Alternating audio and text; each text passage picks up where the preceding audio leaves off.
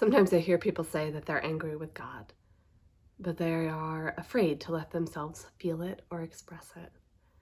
To those people, I often suggest biblical reading, because the Bible has no problem being angry with God, nor expressing it.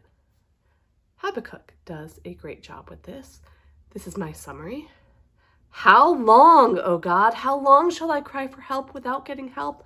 How long will I tell you of the violence I'm living without you intervening? Why help me see what's wrong without helping me change it? Why is trouble all I see? Why is destruction all around me? Why is there never justice? Why are your laws ignored? And why is everything getting worse? I'm listening, God. I'm standing here, watching and listening to hear your response, waiting for you to acknowledge my complaints. Excellent work, Habakkuk. And way to speak a universal truth, even though you were speaking to a specific context. It feels rather like Habakkuk is holding today's paper in his hands as he writes. Now, as much as I really like the truth of his words, and as much as I appreciate him finding words when I can't always find them, the great part for me in this reading is that God does respond. And God says, write down my vision. Write it so big that someone running by will be able to read it. I have a vision for justice. I'm still working for good. My visions are not a lie. If it seems too slow, be patient. Justice is coming. It will not always be true that injustice wins or that those who do harm prosper. Keep your eyes on my vision. And that's what we're doing here. We see, we acknowledge, we name the injustices of the world, and we bemoan them. We advocate for change, and we are required to see what's wrong in order to change it.